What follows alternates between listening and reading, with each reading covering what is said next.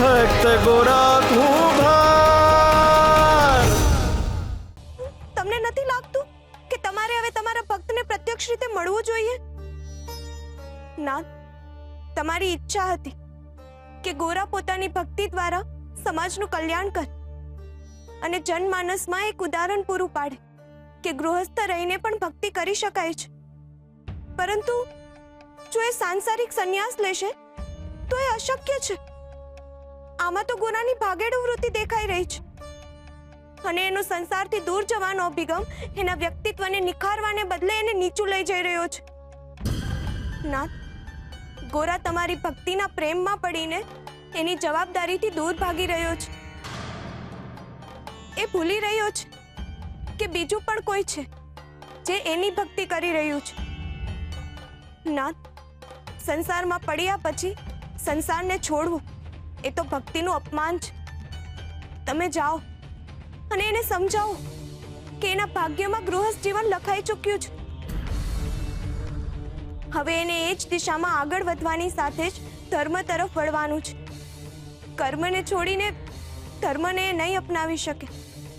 નાથ, જુઓ, ગોરાની પત્ની તુલસી કેટલી આનંદિત છે. એ કેટલા હોજ સાથે રસોડામાં જઈને પકવાન બનાવી રહી છે અને પકવાનની સાથે એના મનમાં સપનાઓ પણ પાકી રહ્યા છે, જેમાં એ ગોરા સાથેના નવા જીવનના શુભારંભની આશાઓ લઈને બેઠી છે. અને બીજી બાજુ ગોરા એ જ સપનાઓને તોડવાના અભરખા બનાવી રહ્યો છે. નાથ, એને તુલસીનું પણ વિચારવું જોઈએ ને. જે પ્રેમ કરે છે એને છોડવું તો અધર્મ છે. કંઈક કરો નાથ, નહીં તો ગોરાના જીવનમાં અનર્થ થઈ જશે.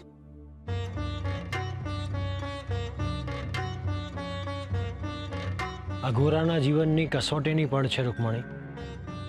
રૂકમણી, ભક્તિ એ ઈશ્વર સુધી પહોંચવાનો માર્ગ નથી.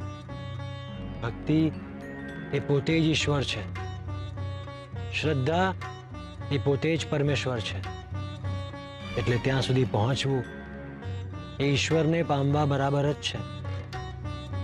ગોરાના જીવનમાં આવેલી આ પળ એના ધર્મ અને કર્મના સંતુલનના ન્યાયની પળ છે. હવે એણે ભક્તિ અને એની ગૃહસ્થી વચ્ચે સંતુલન જાળવવાનું છે અને આ સંતુલન એની ભક્તિની ઉચ્ચતા સાબિત કરશે. બસ મારે એને આ જ કહેવાનું છે.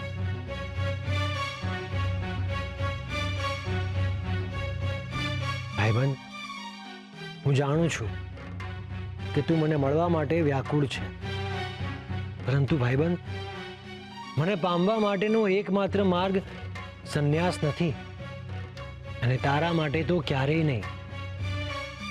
તારે તો સંસારને સંદેશ પૂરો પાડવાનો છે કે કર્મ અને ધર્મને એક સાથે ચલાવી શકાય છે. જે ચાકડા પર માટલા ઘડી શકાય છે એ જ ચાકડા પર દીવડા પણ ઘડી જ શકાય છે. તારે સંસારને એ વાત સમજાવવાની છે.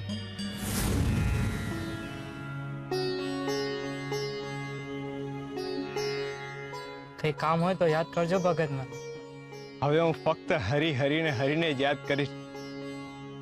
મારા જીવનનો એક જ ધ્યેય છે, મારો ગિરધર ગોપાળ. ભલે ભાઈ, જય શ્રી કૃષ્ણ. જય શ્રી કૃષ્ણ.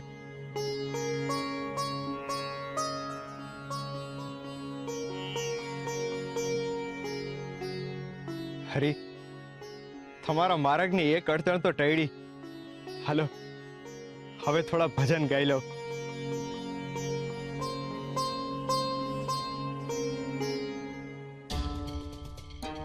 ગોરા ભગત,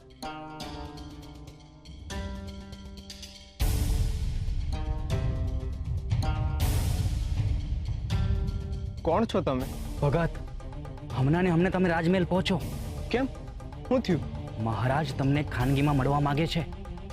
હું મહારાજનો ગુપ્તચર છું અને મહારાજે જ મને આયા મોકલ્યો છે. ખાનગીમાં? એવું તો હું કામ પડ્યું હશે? ભાઈ, હું તો ચિઠ્ઠીનો ચાકર છું. મહારાજે મને જે કહેવાનું કીધું એ તમારા સુધી પુગાડ્યું. ભાઈ, અટાણે કેમનું મેળ પડશે? અટાણે તો મારે ભજન ગાવાનો સમય છે. હરીને યાદ કરવાની વેળા છે આ. અને ભાઈ, પછી પણ થાય ને? ના, હવે તો પહેલા ને પછી ફક્ત હરી હરી ને હરી જ